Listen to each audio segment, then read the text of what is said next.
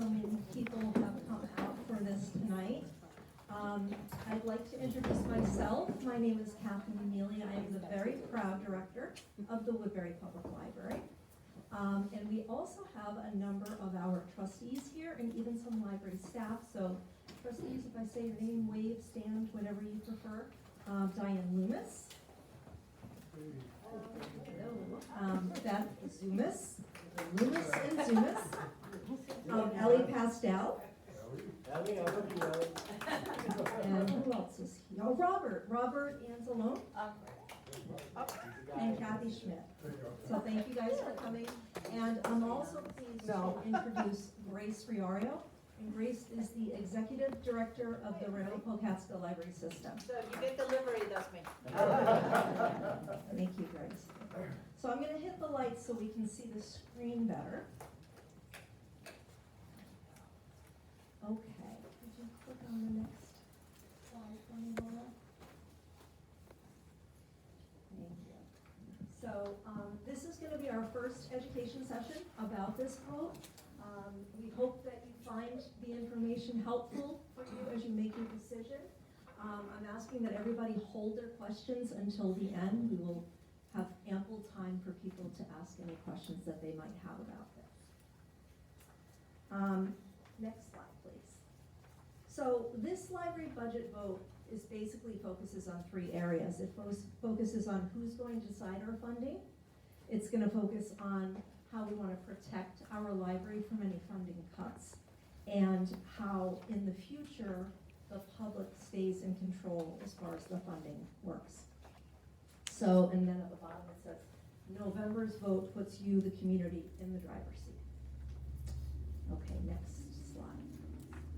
So, the funding decision. Right now, the town board decides our funding.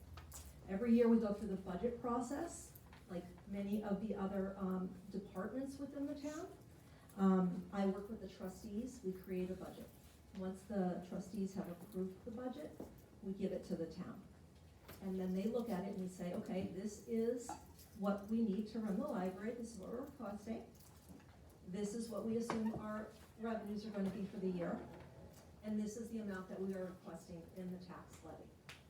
And then the town board, which is basically four board members and the supervisor, decide the amount that we're going to receive. The tax levy decisions don't change our library budget. There's a lot of confusion. I do it myself sometimes. People say budget when they mean tax levy, right? So the budget is the entire picture. The tax levy is the amount in taxes that's going to be supporting our budget.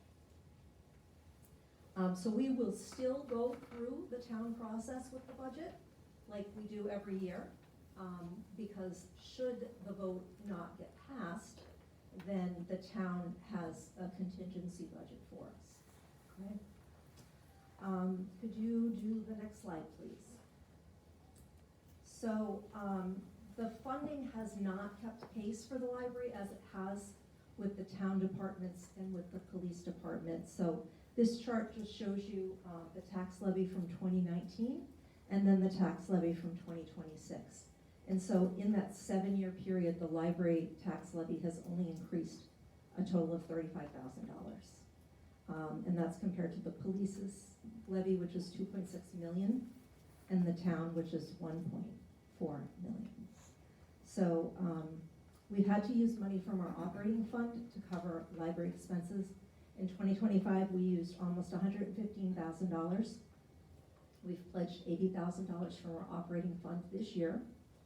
And it's estimated at the end of this year, our operating fund balance will be $27,500. And I got those numbers from the supervisor's office. The supervisor's office is our treasurer. Next slide, please. So protection. So right now, funding can be cut. If we have a vote, it cannot be cut. What the vote says, this is the amount of money we're asking for the tax levy. If the taxpayers approve that amount, that will remain our tax levy. The following year, it doesn't get cut.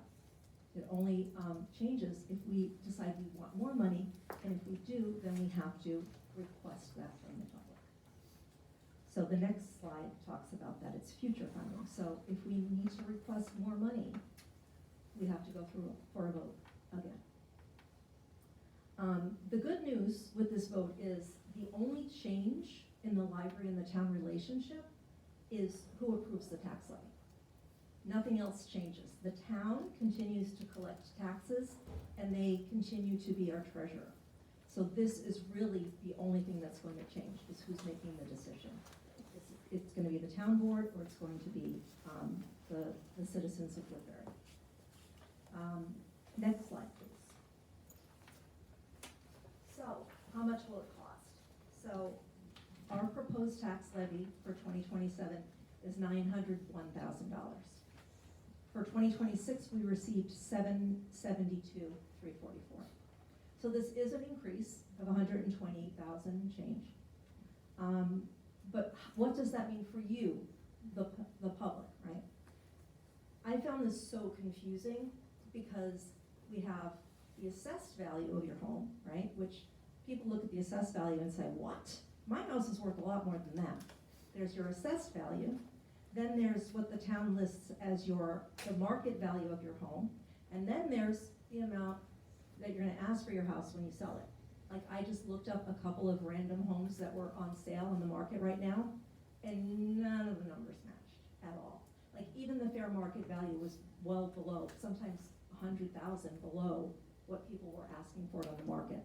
Now, that's not to say they're gonna get what they're asking for, but it varies greatly, right? But, and the taxes are based on the assessed value of your home. But what I did in this chart was I indicated what the market value of your home was, because I felt like that was an easier number for people to understand. So I picked 3 different homes in the town. If your market value is $460,000, that means that voting yes on this will increase your tax increase $8 for the year. It's only an $8 increase. If your home is worth $714, it's a $13 a year increase for your home. And if your home is valued at $1 million, it's still only going to be $19 a year. So if you think about that, if you live in $1 million home, your library is only going to cost you less than a Jay's breakfast pizza. It's going to be less than a streaming service, digital news subscriptions, movie tickets. Next slide, please. So where does the funding go? So this is where all of the funding goes. These are our costs to run the library. We have personnel and benefits, and that is a large part of our budget. We have RCLS fees. So I introduced Grace. Grace is the executive director of RCLS. In case you don't know, RCLS is the Ramapo Catskill Library System. We are one of 46 libraries within the system, from Orange, Rockland, Sullivan, and there's also 4 libraries in Ulster County. So all of us are in the same system. This is how we are able to get the materials for our patrons. If we don't own it in our library, we can request it from another library. It's an incredible benefit. It makes every library has access to many, many, many different materials. So we have fees for that. They do all of our IT support. The computer doesn't work, we call the help desk at RCLS. We purchase our computers through them. They replace our computers. If the printer's not working, we call them. They are also in charge of our ILS support, which is the library programs that we use, our catalog, how we request books, how we check books out. We work with them with Libby. If anyone here has used Libby, that is digital books and audiobooks. Very, very popular. It's a great asset that we have. When it comes to library materials, we're talking about books, newspapers, digital materials, museum passes. We have lots of programs, and there's supplies that go along with that.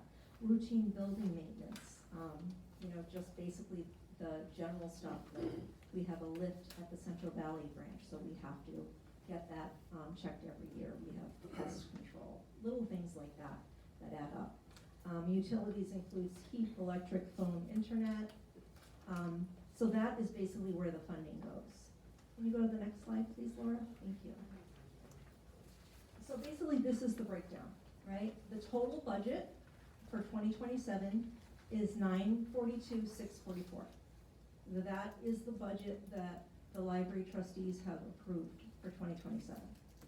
And this is how it's broken down. Materials and programming is 90,000, building operations and maintenance, library operations and fees, and salaries and benefits are, like I said, the largest part of our budget. But we feel that our staff is crucial to our library being successful, because the staff are who see the people every day when they come into the library. They're the ones that smile at our patrons and make them happy that they came to the library. They're the ones that help them, whether it's making photocopies or printing or finding a book. Our staff is essential to our library. So that is our total budget. Then we have revenues, right? We do have some revenue in our library. It mostly comes from interest earnings on the money that we have in our operating fund. We get sometimes gifts or donations. We can get library grants. We also get money from printing, copying, and faxing. And we'll sometimes receive state aid. So that's what our revenues are. So the 942,644 is the total budget. Our revenues are 41,450. And so the balance is the 901,194, which is what we're asking in the tax levy. Can you go to the next slide, please, Laura? Thank you. So we did our 2025 year in review. Every library has to submit their stats to the state. And you know, I've heard people say, "Oh, do people really use libraries anymore? What do you need libraries for? Everything's online now." Yeah, we had almost 20,000 people visit our library this past year. We had 578 programs, and we had almost 6,000 people attend our programs. I don't know if you had a chance to look, but before you leave, take a look on the table. I have our calendars for both June and July. July is huge for our summer reading program for children. We have a ton of exciting programs coming up there. We have people who come in and use our computers every day. We have people who use our Wi-Fi all the time. Almost 34,000 Wi-Fi sessions in the last year alone. And we have around 3,900 card holders, okay? Some of you might not think that these are important things to have in a library, but they are essential for the people that don't have the money to purchase them themselves. Some people say, well, I'll just buy a book. Well, not everybody can buy a book, right? Not everybody has a printer at their home. They have to come in. People are coming in. I'm going on a plane tomorrow and I need to print this and I don't know how to do it, and we teach them how to do that. There's a lot of people who need the library. Right now somebody said, oh, the parking lot is so full, what's going on? Well, there's a bunch of ladies playing Mahjong across the hall. Mahjong is huge all of a sudden. We have Mahjong on Tuesday nights and Saturday mornings. And I think on this past Saturday there were 11 people playing Mahjong. It's like the new thing. It's really big. So I talked about RCLS. So we have over 11,000 items we've borrowed from other RCLS libraries to lend to our patrons. And then we've lent our items, 7,200, to RCLS libraries. So it's mutually beneficial. And I like this picture at the end there, libraries save you more. Every time you check something out at the library, you get a receipt that looks very similar to this. And it lists what you borrowed. And at the bottom, it tells you what it would have cost you to purchase those items, right? So on this one, somebody borrowed 2 books, an audiobook and a museum pass, and that would have cost you $97.40. Right? This here where it says scan to see your savings, this is actually a QR code to a website where you can put information in, like what did you get from the library? Was it a book? Was it a program? Were you photocopying? All the different things that you could say, oh, I used the library for this, and it will tell you the amount of money that you saved by getting it at the library for free. Next slide, please. Okay, so this is the official ballot. This is what it says. Shall the town of Woodbury establish an annual contribution for the operating budget of the Woodbury Public Library totaling $901,194, the library having endorsed such amount. This is what the ballot states. Right now, we are still collecting signatures for the petition to get this on the ballot. We already have enough signatures, so it will be on the ballot.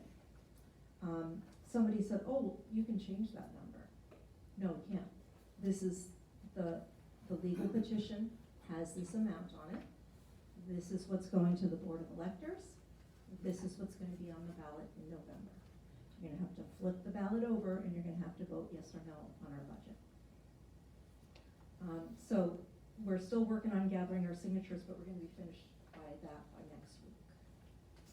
So if anybody asks you for a signature, they're asking you to sign a petition that says, we're gonna put this question on the ballot. Doesn't say you're voting yes or you're voting no, it just says we're putting it on the ballot. The decision is going to be in the taxpayers' hands. Okay, next slide. So, you know, the library serves the community and the community should decide its funding. Whether it's yes or it's no, please, we want you to make your voice heard this November. Of course, I hope to have your support to obtain secure and sustainable funding for our library. So please don't forget to flip your ballot and vote on November 3rd.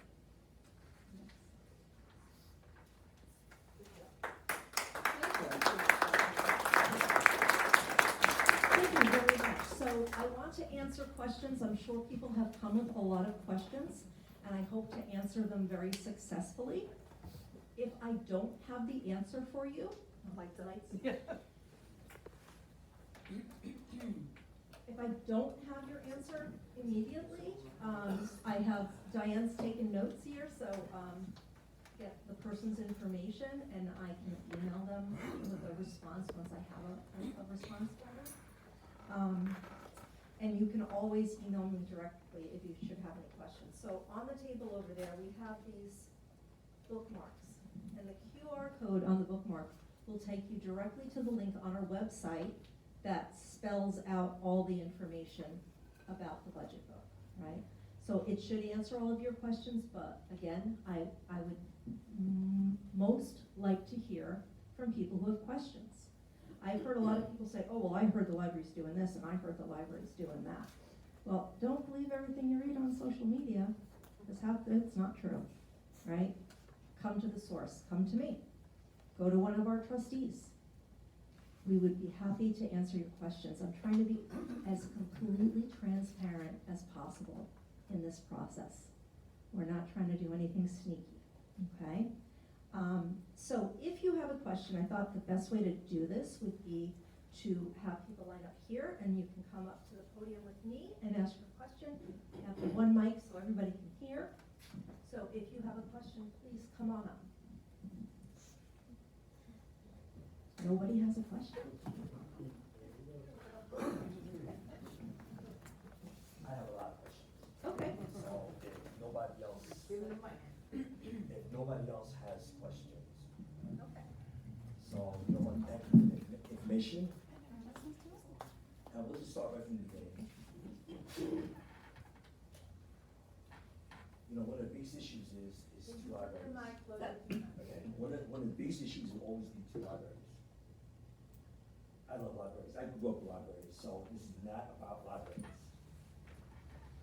I go to the Goshen Public Library every day because I'm camped out in Goshen. It's a combination, historical society, community center. It's a showplace. It is magnificent. The issue here is always the two places. I understand one of them is donated to the library. This facility is being leased. The issue will always be, I have a rent frozen apartment, one bedroom apartment, and I have a 2-bedroom walk up. I have a family of 5. Really, one doesn't fit. But to 1 to 2 is just inefficient. I understand you telling me the collection and basically a lot of what I see, point blank, is I'm not gonna bite my tongue, is excuses, and it doesn't make sense. Excuses? Just hear me out. As far as Goshen had a small library, and what they did is, they did both. They used it until they were able to save enough, get a finance, and to build a showplace. You have Finkelstein, who's doing something similar. If, I understand they, you guys are trying to, renovate one of the locations, but footprint is footprint, and there's only so much you do. It's not like you're gonna put a 5-story building there to house everything, it's still gonna be small. Somewhere along the way, why doesn't it make sense to, you know what, let's scale back.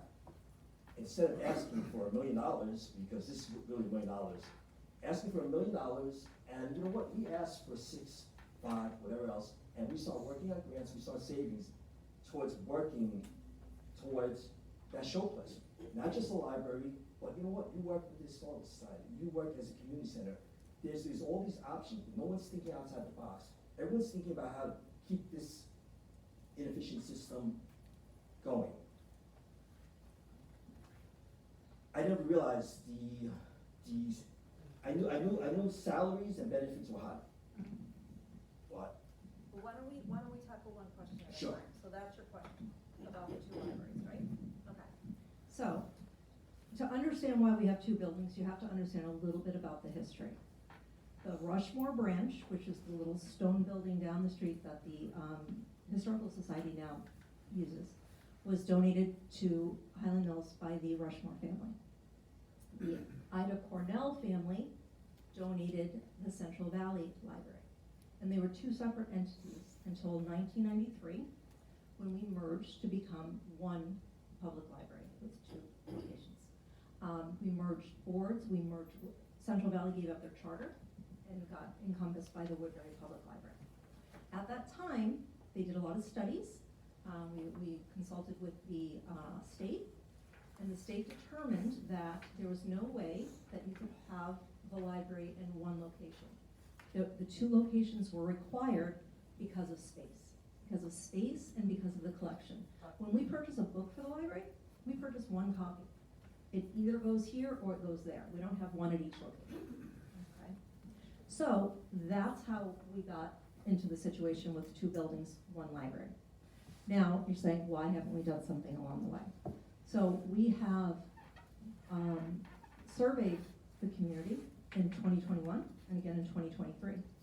And we asked the community, what would you like for your library?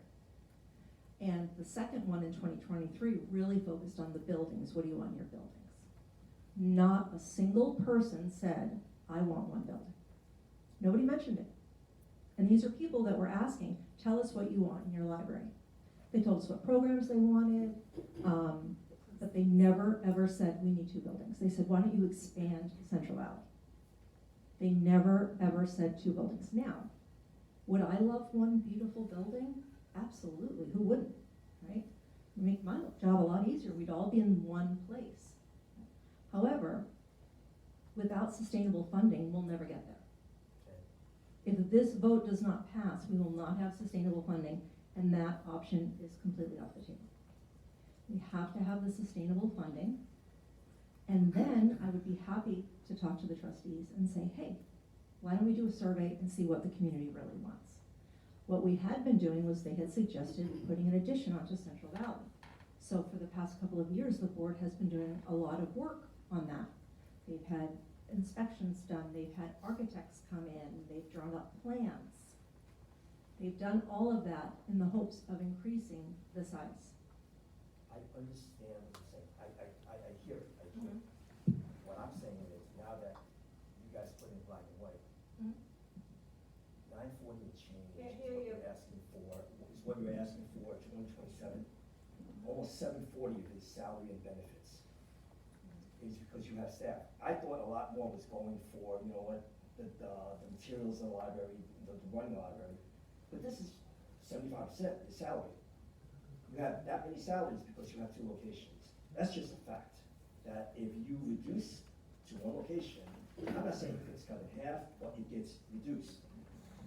So, To answer that, if we were to cut half of our staff, who are all union contracted employees, if we were to do that and cut our personnel by half, we would also have to cut, you want to get rid of the buildings, right? You only want 1. So how are we going to service those thousands of people who come to the library every week and come for programs? How are we going to do that in 1 little building? It's not the same as an apartment where you squeeze your kids into a couple of rooms for a couple of years. It's a library. It's a public space. So, that was the discussion.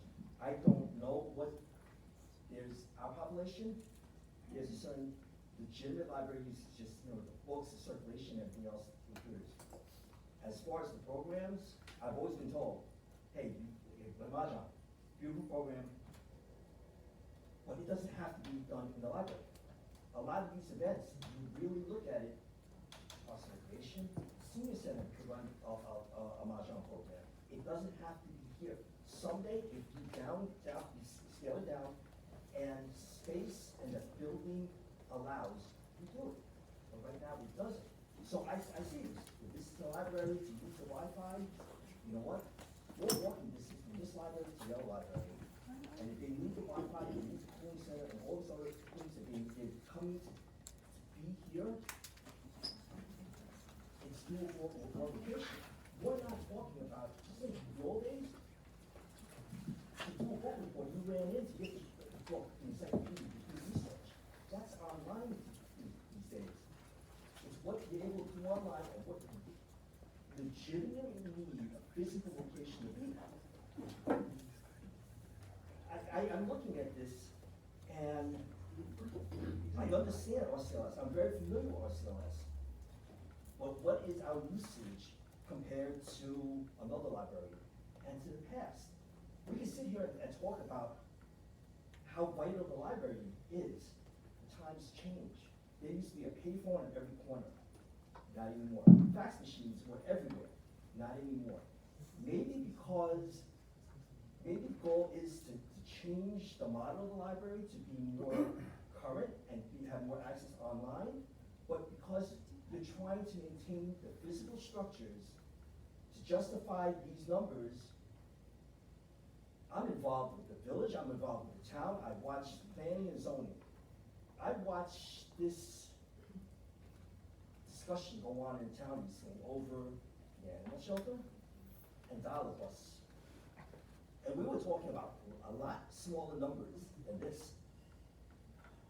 A little cut, a little here is, there would have been no discussion on needing to cut for the animal shelter. Woodbury would have been able to maintain it. Same thing, whether with all these programs. I see you try to explain how much police went up, how much taxes in the town went up, and the library just went up 5%. But did the, what's the word? I'm not gonna, it's not very use usefulness, but the importance of the library is going one way or the other. Everything's online these days. You cannot deny that fact. It is, we can go back and forth. Librarians in the room. I know, I get it, I understand, I love libraries, I just don't like this model, and I don't like the numbers. And for me, I'm questioning, I'm just looking at it, I was hoping, okay, the biggest thing for me is, town board decides it, but you know what, the 5 members, and you present it, and they decide to go up and down. At least they're gonna tell you, yes, no, cut. You've never got close to this 940. Now you're telling me that you want the Woodbury residents to approve this, to lock in this number, so this number can never be cut. It can always go up, but it can never go down. No, that's how inflation works. But this is not talking about inflation. This is not the price of cars. This is not the price of food. This is about this is about something that is not going to always maintain the use. If you went into 1980, the library was used more physically. People were borrowing books and everything else. So much of it is going to be more online. Tell me I'm wrong. So Jimmy, I'm not gonna let you go on and on and on about how you don't feel the library is necessary or useful, because I feel that there are many, many people in this community who disagree with you. And that is why we are putting this on the ballot, right? If you don't agree with it, you vote no. It's that simple. But the whole thing is, this was supposed to be an informational session. This was to ask questions. Mhm. And this is, I'm telling you what I see, I'm telling you what I hear, I'm telling you other issues that are going on. Okay, so as far as, once we lock in 940, Yes. if we find out, you know what, the use of the library becomes to dwindle, you're still at 940. No, you're not, you're at 901. This is at 940. 940 is not what the taxpayers are approving for her amount. The 901 is what the taxpayers are approving for her. That amount will never go up until she does this again. Okay, no- And if you vote no for the next 10 years, it will still be 901. Okay.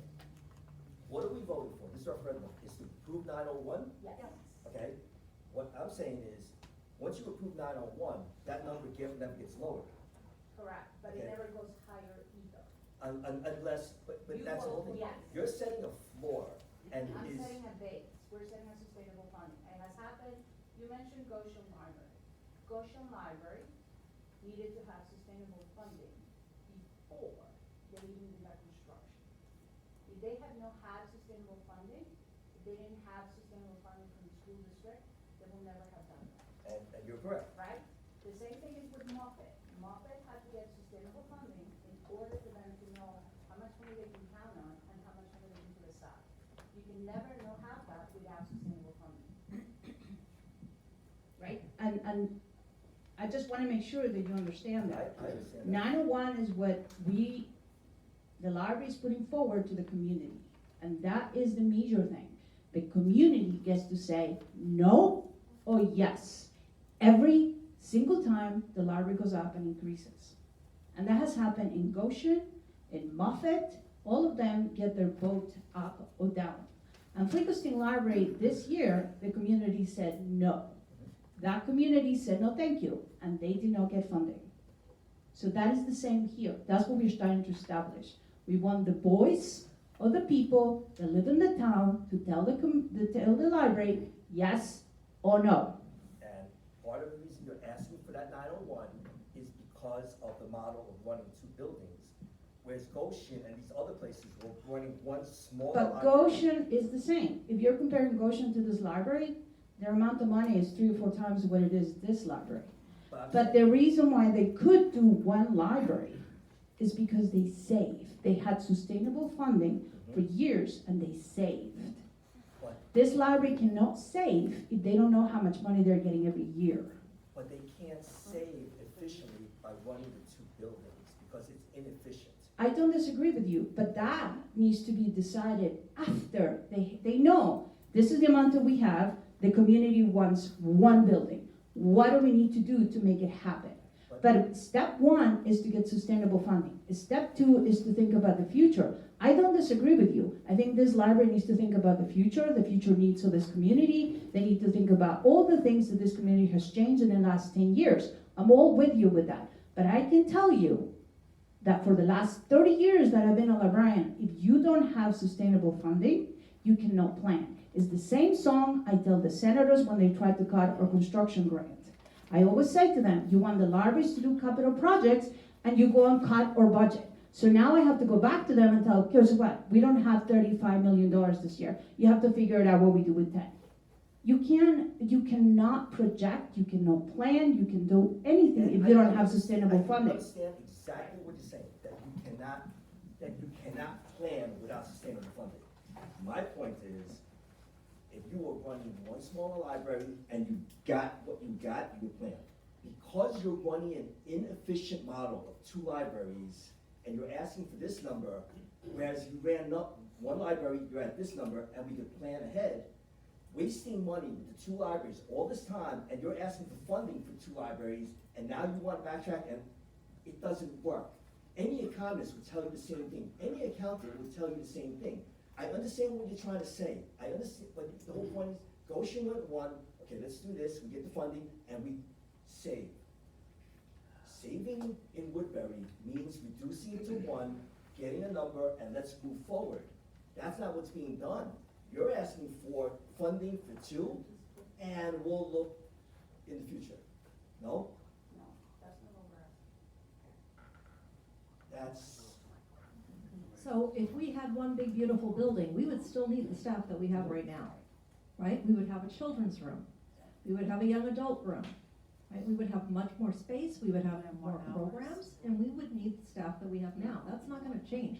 Our staffing is not going down. If anything is going up, we're understaffed right now. We are understaffed. for two libraries, you may be understaffed. I just said, if we had one library, we'd still need the same number of staff. But one library is down the line. We're talking about today. Woodbury, Woodbury can afford. Jimmy, I understand what you're trying to say, I get it, you don't like the two library model, I hear you, I'd love a one beautiful library, I absolutely would. The problem is, it's not gonna happen until we have sustainable funding. And we did ask the public what they wanted, and nobody ever said, oh, we should just have one library. Nobody that answered the survey did that. So, we get the sustainable funding, I will go to the trustees and I will say, we need to survey the community again because Jimmy says that this is what the people want. We haven't heard it directly, nobody's come to me directly as the library director and said, Kathleen, people want one building, right? Nobody's come to me and said that. I've heard you say it multiple times. And I've seen it multiple times on social media asking, why do we have two libraries? Yeah. And that's the problem with social media, and that's why we are having this discussion tonight, right? Because we need the sustainable funding. Are you waiting to talk? Oh no, Vernick is just hanging out. He's just hanging out. Maria, did you wanna ask a question? Maria Hunter, for the record, please. I am in favor of libraries. I grew up in New York City. My parents took me to the libraries. I use both libraries here. I do not go to Central Valley any longer. I feel unsafe in that building. Statement said. You have your 900, I don't want the microphone, I'll speak out loud. The salary increases. Every year you have insurance, benefits, salary increases go up. So how can you tell me that you're always going to need $901,000? I'm not saying that. We're not saying that, we're saying that's what we're asking for this year. For this year. So next year, you may come back to the public and say, I need $925,000. So we're gonna have another vote. That's what I'm presuming, because salaries, insurance goes up. You're not gonna reduce your other items because you're going to need them. So every year, there's a possibility of having a budget vote again. So. A vote. A vote, and that would be on the tax levy. Now, you just hired, in your May special minutes, a new position, public relations specialist. We have not hired anybody for that position, Well, we you're not hired, approved excuse me, you the approved posting that, of you it. approved it. What is that salary going to cost us? It's going to be 15 to 20 hours a week, and it's gonna be a salary range of $25 to $27 per hour. Now, with that being said, was this anticipated in the 2026 budget for this new position? I did not write the 2026 budget, that was prior to my becoming the, We had argument at that meeting when the budget was there, so you knew about the budget for 2026. oh, I knew about it, but I didn't write it, is But what I'm you didn't saying. write it, but what I'm asking now, is you had to have known from the board, the library trustees, they wouldn't lie to you and tell you that this is X amount of employees that we have. Why, I guess you're gonna have to get back to me on that one. We had What- an open position that we did not fill from last year, for But this is multimedia technician, multimedia, but this is. and we're putting this in place of that position. How many signatures do you need for the petition? 25, Only 25? only 25, And they're all Woodbury residents? all Woodbury residents. Verified Woodbury residents, Absolutely. all right? We're gonna verify them, we're gonna give them to the town clerk, she's gonna verify them. Okay. Amount of the capital improvement fund Yes, that the library is held within the town of Woodbury, the treasurer for Woodbury. Last I knew, there's about $330,000 to $350,000 in a capital improvement fund. What is that going to be used for? so the capital improvement fund was created for capital improvements to the Central Valley branch. As was stated earlier, we own the Central Valley building, right? I The know library that. owns that building, the town owns this building, right? So that is our only asset, is that building. We needed to protect our resources. If there was a tree that fell on the building, if there was a fire in the building, we would have nothing. We have no rainy day fund for that. We don't have a large amount in our budget for repairs for that building because when we merged the two buildings in 1993, the town assumed control over taking care of both of the libraries. It's in the town code. The town will take care of both of the libraries. That support was abruptly withdrawn in 2022. And so now we have library staff cleaning the library, cleaning the bathrooms. We have library staff taking the trash out, bringing the trash back in, because the Buildings and Grounds Department comes once a week on Wednesdays, vacuums, cleans the bathrooms, and brings the trash to the barrels That's to the just in curb. Central Valley. For Central Valley, Okay, yes, just they wanted to be take clear care on of that this for the record. building, but they withdrew their support with no warning, question, discussion, just said, we're not taking care of that building anymore, period. All right. You made a statement earlier, the question was asked about addition to Central Valley building. For the last 2 years that I've been tracking, or on and off, plans and architects, was, you stated, were done. Taxpayer dollars went to that. Where is that project going to? Because we have paid for those plans, the architects, the attorneys, to draft up something to do for Central Valley. Where are the plans, the future plans for Central Valley with the costs that have already been expended? Well, like I said, once we have the secure funding, we can discuss and look at other options. If that's what the people want. Well, I'm gonna tell you, I have people who come to me and I tell them to come tonight, and I go to the senior center quite often. They don't see a need for 2 libraries. We're not gonna discuss that because we went through all that. I don't need to know what somebody told you. If people Excuse have me, a don't be question, so rude to me. let's That's talk an opinion. rude, please. You and I have history, and you know it, because you're always rude to me when I come into the library, because you never address me properly. And so it gets ugly. Don't talk to me. That's not rude. Now, the other thing is. I think we're done with your questions. No, Please take I'm a not seat. done, because I wanna know, what was your fund She's a balance taxpayer. ended December 31st, 2025? Please, Because let's people make are this saying simple. that there's like 700,000. I know there's not 700,000 there, because No. you have 350 within your capital improvement. We- And that is something that needs to be addressed. If you can, at your next public service, let people know what is in your fund balance plus the capital improvement. Because the seniors do ask me, because I'm telling you, when this survey was done in 21 and 23, there are 4,000 properties in Woodbury, tax-paying rolls on the Woodbury. I'm a little off on that. What is the percentage, and you can get back to me on this, of responses of each of those households? Because your response with the surveys will not balance out to what people live here and what was actually answered, and how many employees or residents who work here or board of trustees answered that survey. So I'm sure it was not a majority of the population of the town, because no survey gets as many responses as they would like. But, I mean, I know the Climate Smart just had that vote, right? And I asked her, oh, we got a lot of people in here. She's like, we only got 300 people, right? So you can survey as many people as you want, and whoever responds, responds. We asked the people for their opinion, and the ones that gave us their response, like I said, nobody mentioned anything about, we don't need 2 We buildings. even extended that, survey for, I think, three more months just to get one. So regarding the capital fund, I've heard, this is one thing I've heard so many times. Oh, the library has all this money, they're hiding it away from the taxpayers. We transferred a large amount of money into our capital fund because we were looking into doing this addition to Central Valley, and we needed to get money for this addition. And in order to get money, to ask for money, you need to have money.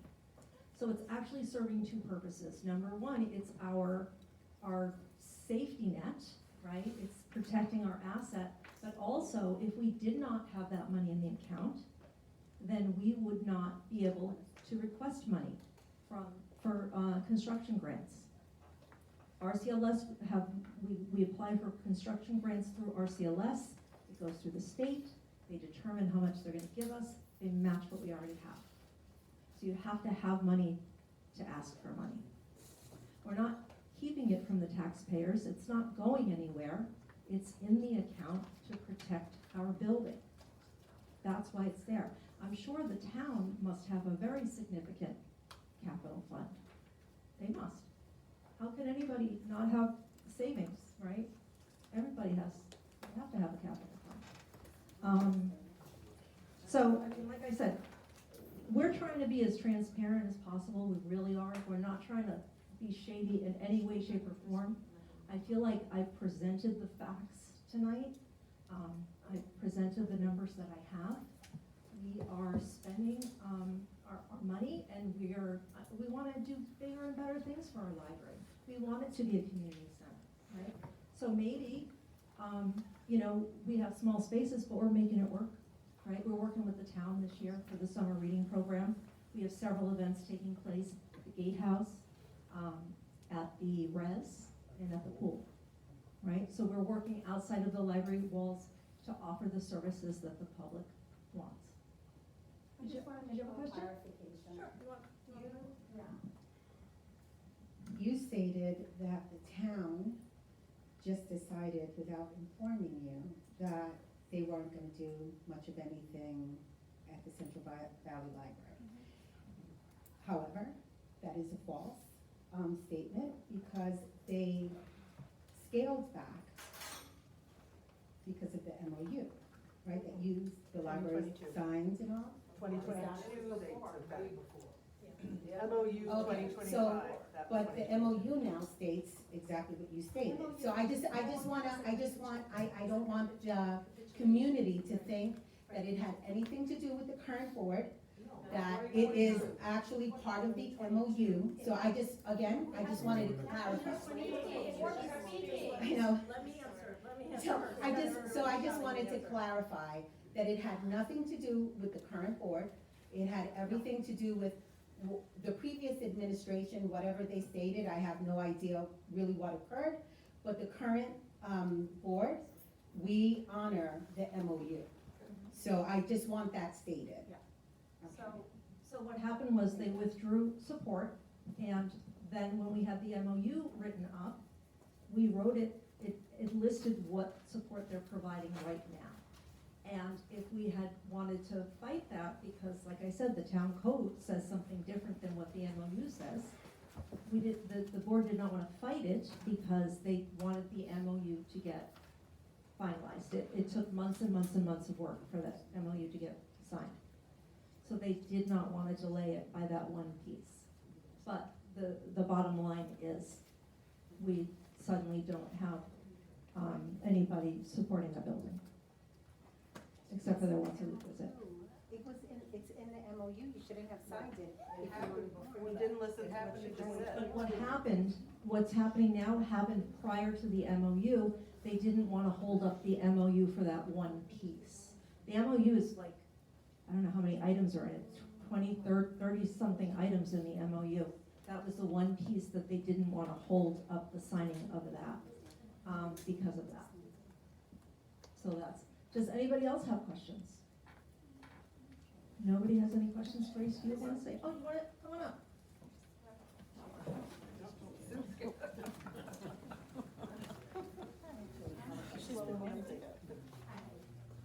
My name's Kathleen. I just have two questions. I support the library, and my family and I go to the library several times a week, and I don't believe that any technology can replace the library. But my two questions are, I'm sorry. What services will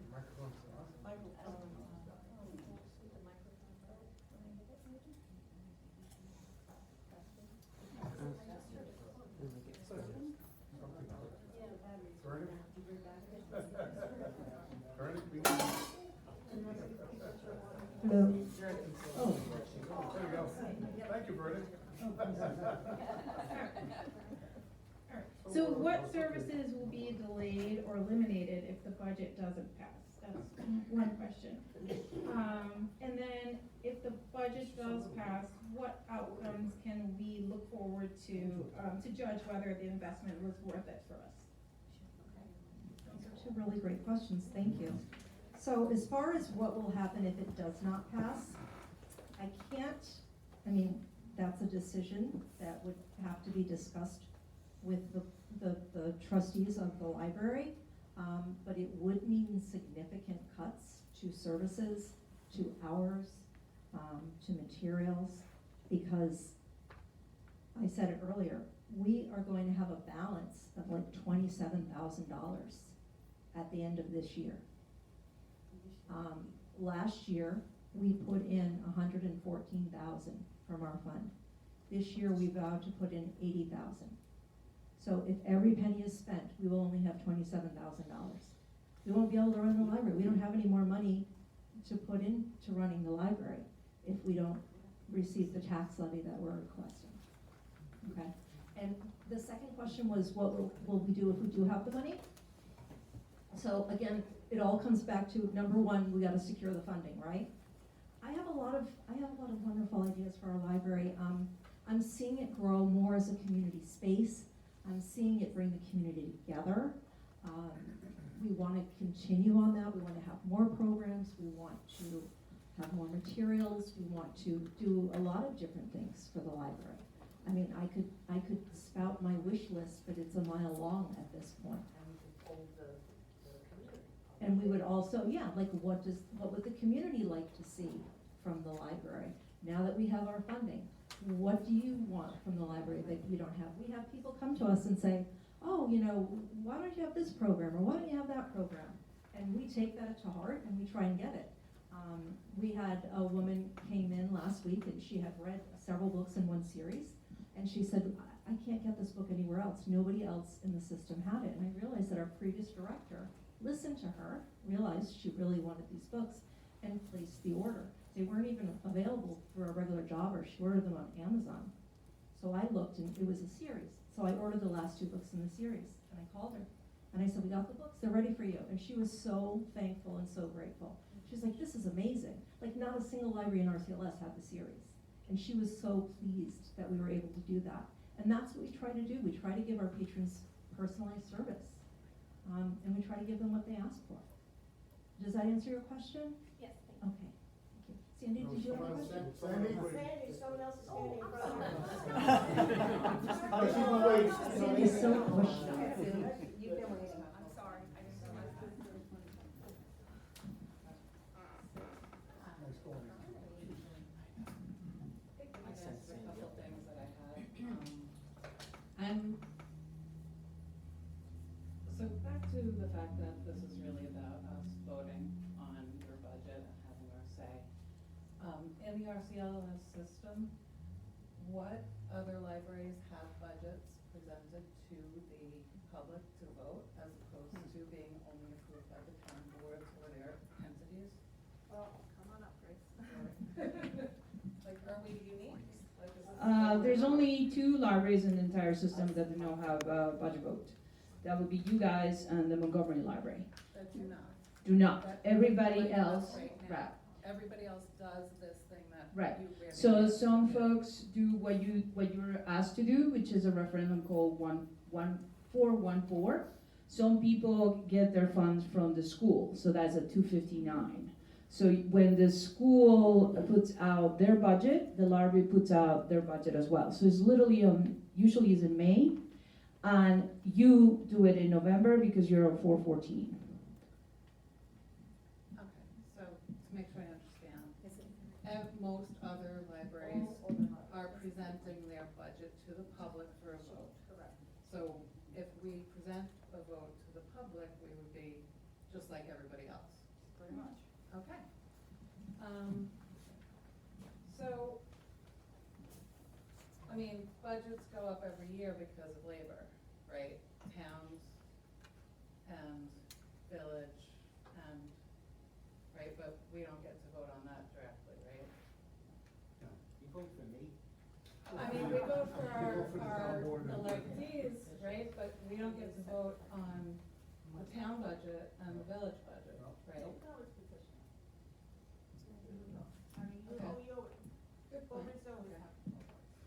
All right, another question was about capital improvement, but also like back to, when you're talking about we can't save, or we need to be able to save and present, like, were we ever able to save and have a fund building for a rainy day at any point previously? It was Like- in our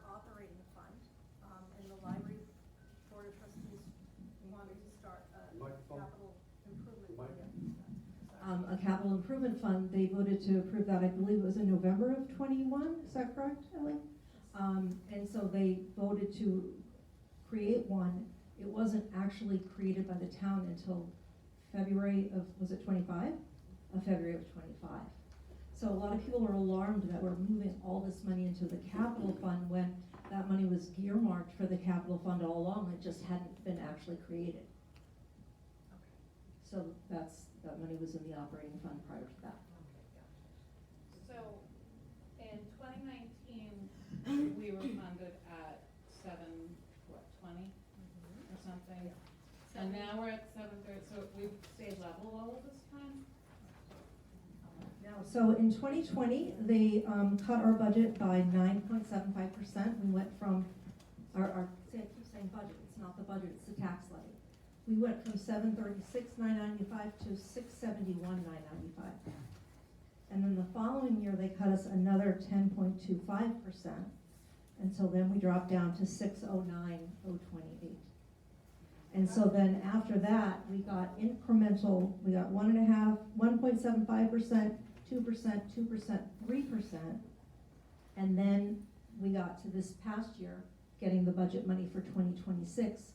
And I went to the meeting the night that I was appointed director because they wanted to give us a tax levy that was $160,000 less than what we requested.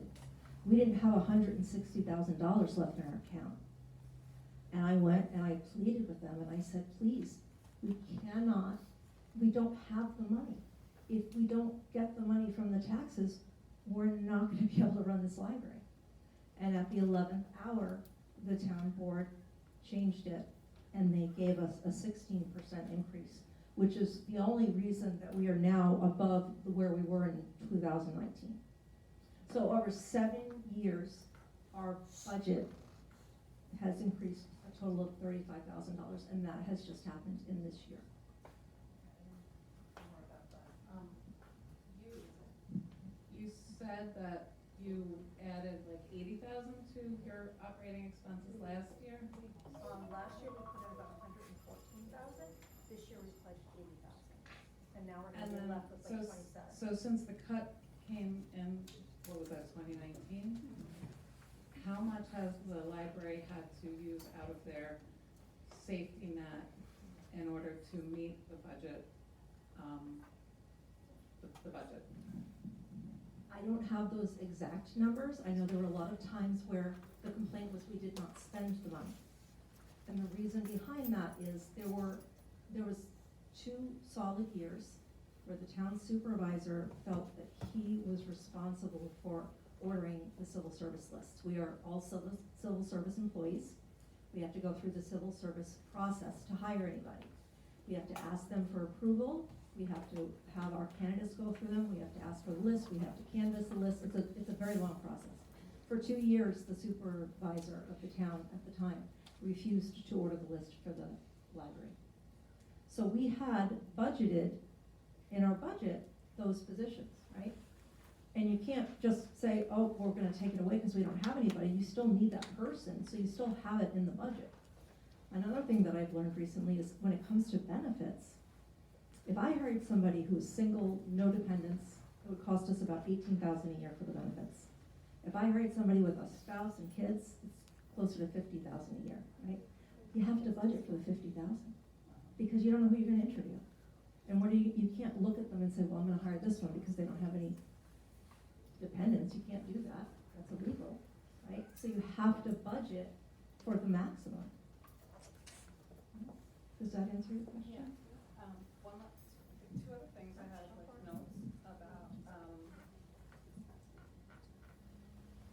In the event that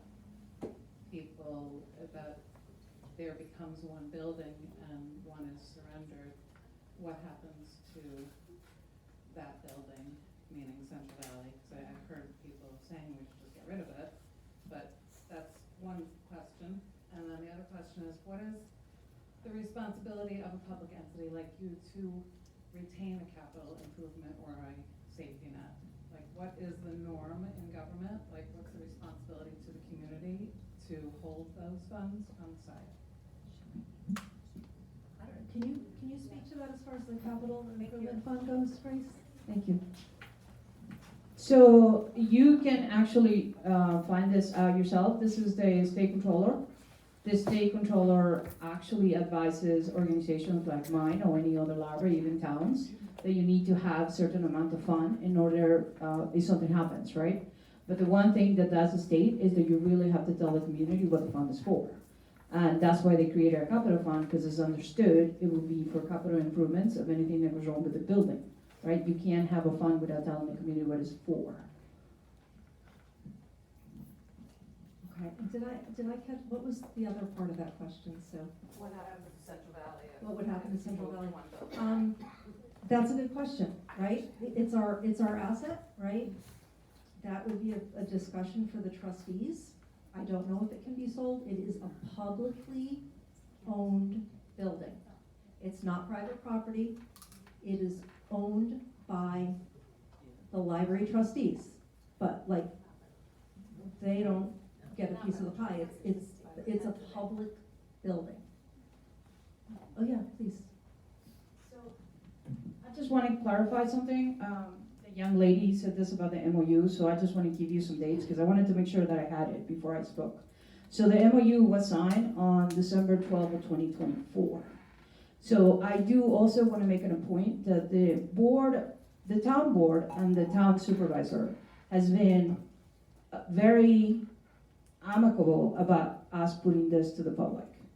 And to me, as I have had other experience with other supervisors, I think this time around has been very good, informative, and we all want the same thing, which is the public to know the information and to have the right to vote. So I just want to make sure that people remember, history is history, right? We have had a number of history between the library and the town, but today we have a completely different board and we have a completely different supervisor, and the relationship is completely different. So I just want to make sure that is said.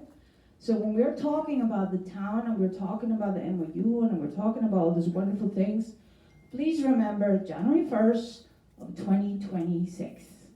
That's all. Thank you. Thank you. Sandy, did you have some questions? I just have, actually, and one might be for Grace. Grace, I know Mr. Ng brought up the salaries and benefits portion of this library's budget.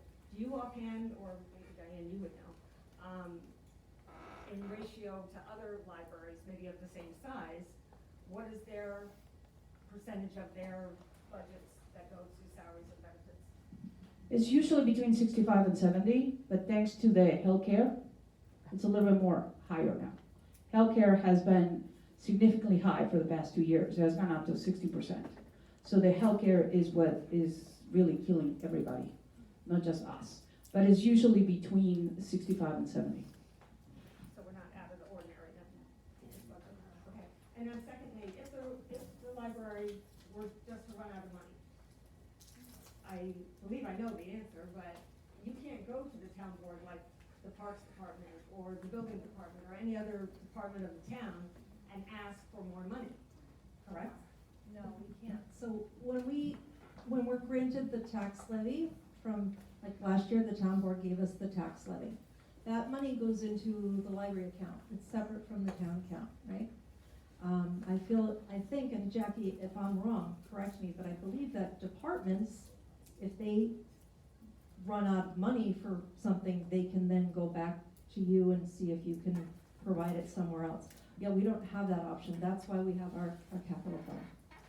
That capital fund is really the one thing that we've got. That's why we have it. Did you have another question? Now I'm speaking as so this capital improvement fund. Yes. You cannot go back into it. Once you put money into it, you can't take it out unless it's for capital improvements, correct? Correct. So would you say that it is sufficiently funded right now?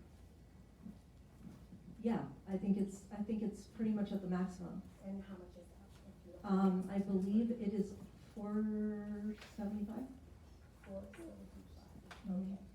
So last year we had 65,000 left over, correct? At the end of the year, there was $65,000 left. Where would you earmark that that money more than this year. The only reason why I'm asking is because I hear you saying that the, library is at risk of losing money, right? So if you know this, why would you continue to put money into a capital improvement fund instead of having it where you can easily access it, should you need that money? Honestly, if it was in a place where we could easily access it, that would give the town board less incentive to give us money in the tax levy, right? We did not have leftover money last year. We pledged 177,000. We only used 114,000 of our funds. Now, is there a third option also? So there is, you can do a 414, you can do a school, and then there's a third option where the library can go 100% totally independent of schools and of the town. Is that correct? Or is it just one or the other, 414 or a school? Yes. Or school fund? Okay. Now, if they went with the school, would they then, when they get funded, would it be 100% independent from the town? They would have to pay for their own staff, I mean, for their staff to do their administrative work, for their payroll. Like, is there? Right, but the issue with this library is because. Use the mic, please. I'm sorry. My apologies. The issue with this library is the population, right? When a library is created, there is a service area that maps out. So New York State says, you are a municipal library, you're gonna serve these folks, right? And then if you go to the school, my understanding is some folks go to a different school, some folks go to a different school. So now you're gonna double tax them. That's the problem. So we will have to, if we change you have to change the type of library you are in order for you to go for a 259. So you have to become a school district library or you become an association library. And the reason why the state of New York doesn't like association libraries is they create double taxation in some areas. That's why it's better. What other school is here? Like Cornwall. So Cornwall has a Cornwall library, and you pay taxes to the Cornwall library because they're part of the school district. So if you do the same here, then you will have the Woodbury, you will have Monroe, I think Monroe is, and Tuxedo, which then that means you will have two association libraries that those folks are already paying for. So now you're gonna have, yes, correct, Jackie. Okay. Now, I just wanted to also double back on what you stated about having the staff work doubly, like for Central Valley and for here. But was there, you were concerned just recently about having the library opened on Saturdays, because you said that no one was coming to the library on Saturdays. So at a point where you see, and I know that you were advocating to do the right thing, at a point when you see that there are times where there are lulls, when the library isn't used, why can we not cut back when we are looking ahead? Why can't we cut back so that we are saving money, we are saving the taxpayers' money, and we don't have to continue to request more money? There's also, I can't read what I wrote. I need my glasses and I don't know where they're at. Wait. So at one point, I found that there was not a lot of traffic at the Central Valley branch on Saturday mornings. And I spoke to the trustees about it, and I said, should we cut hours at Central Valley? And they said, no, don't cut your hours, offer more programs, get people in. I mean, that's what we're supposed to be doing. We're supposed to be bringing people in and offering them services. And did you find that you are able to offer more programs on Saturdays that are drinking? And if so, when are, like, what times are those that you're finding that is, We've been trying to do 2 Saturday programs a month, and then in the summer, we have one every Saturday for July. For the month of July, which is our big summer reading program.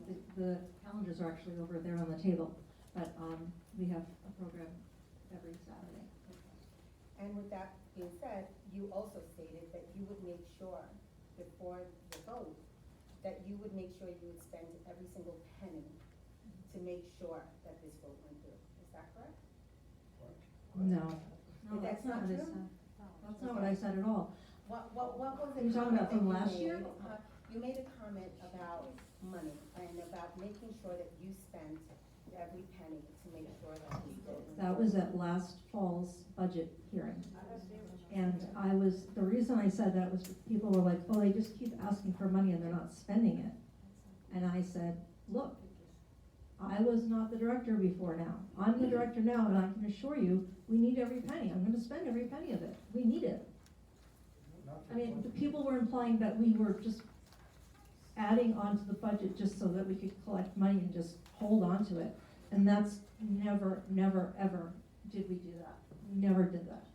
The reason we didn't spend money was mostly because we did not have the staffing. And part of it was because we weren't permitted to get the staffing.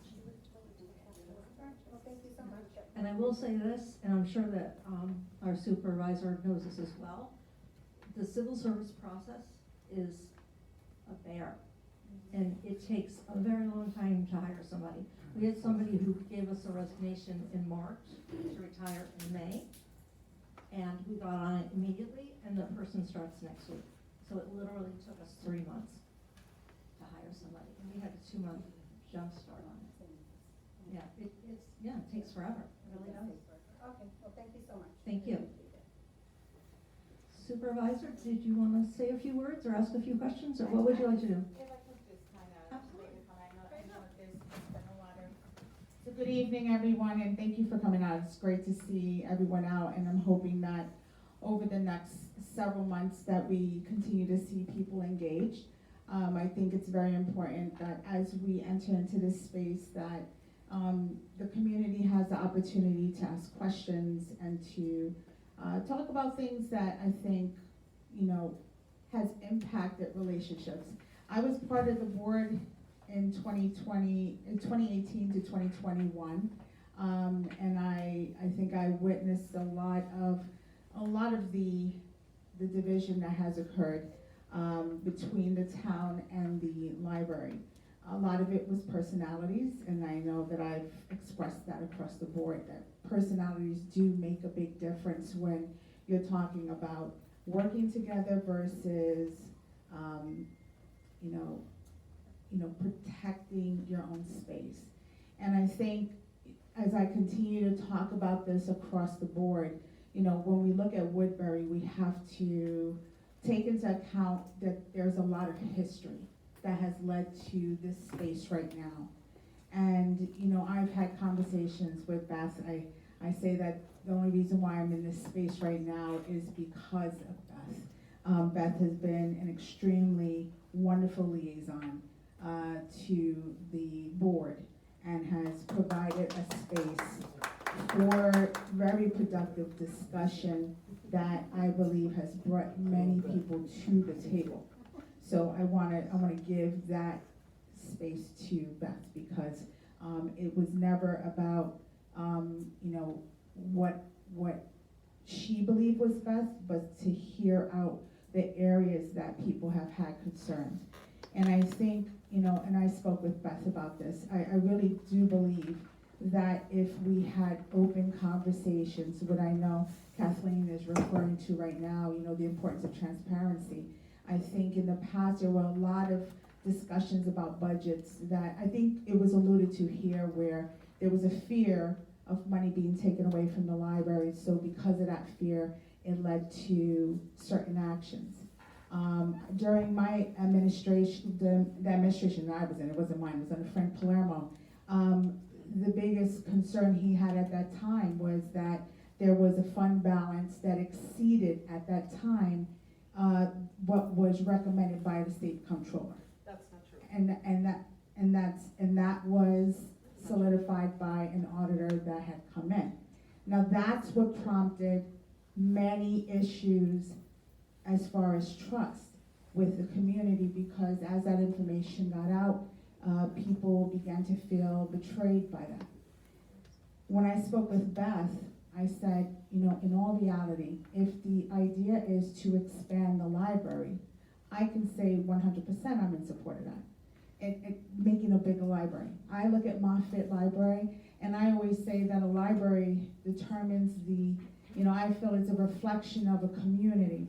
When you have a beautiful and vibrant library, I believe that that is a reflection of the culture of that particular area.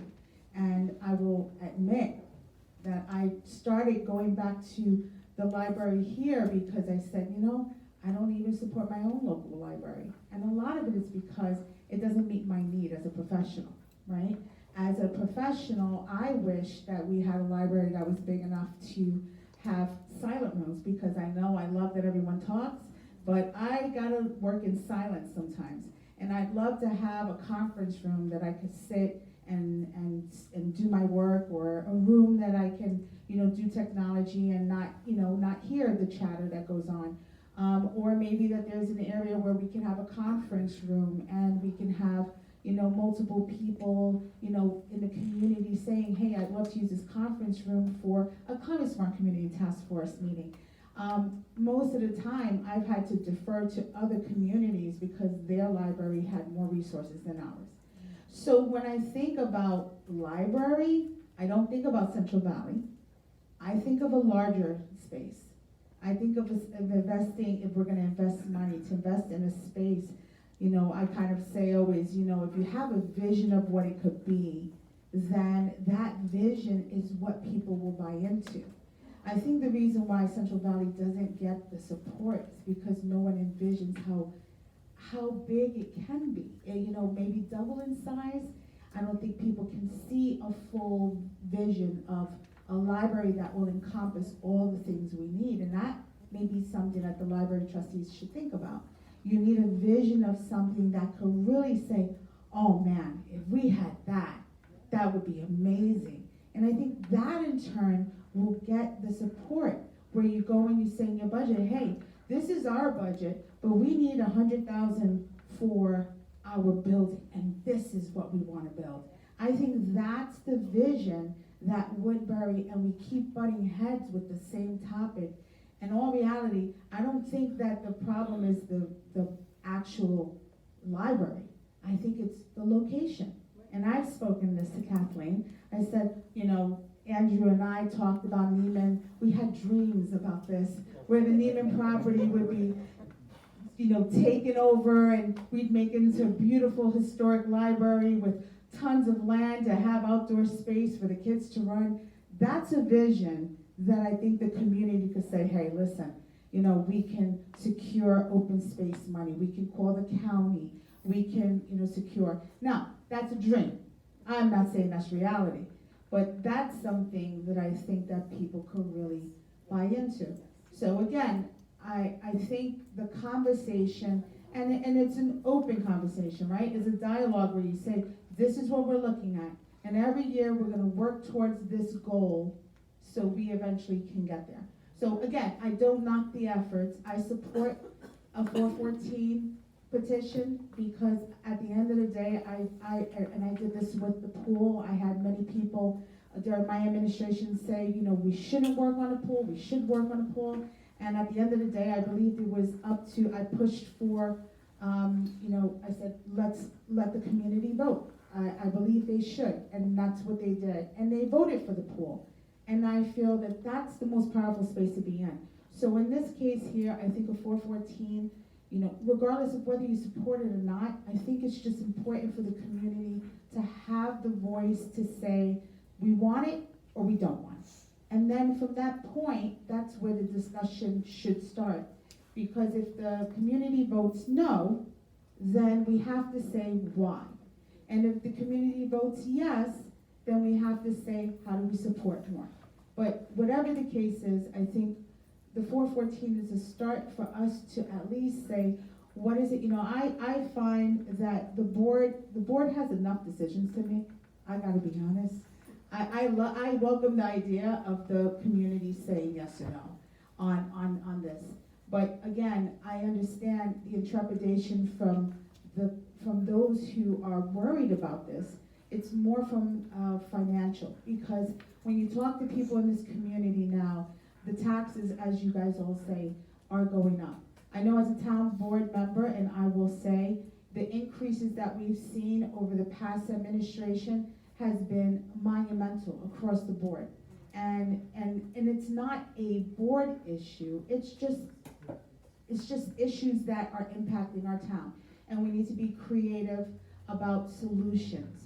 And for me, growing up in Brooklyn with a one parent home, I will tell you, I have learned how to stretch a dollar in 5 different directions.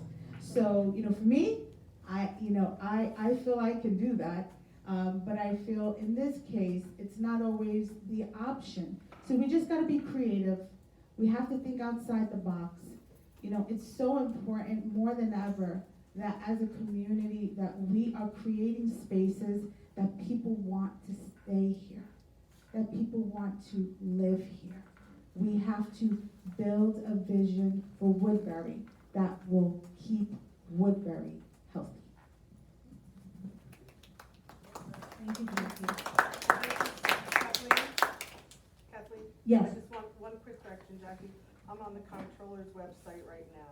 The library has never been audited. No, it wasn't an audit. You had a specialist come in to We review. did not. Okay, we could refer back to the minutes at that time. Which ones? The time that I was on the board. Yours or ours? That I was on the board. Because it's not on minutes. 2018. Okay, we'll talk about, you guys can talk about that another time. Yep. I hope that I've answered a lot of questions. If you should have any further questions, please, take a copy. We have a packet of the presentation from tonight. I have the bookmarks, with the QR code to our website, and I also have, my business card. Send me an email, call me. I'm happy to answer your questions. And I hope that you will vote yes in November. Thank you for coming out.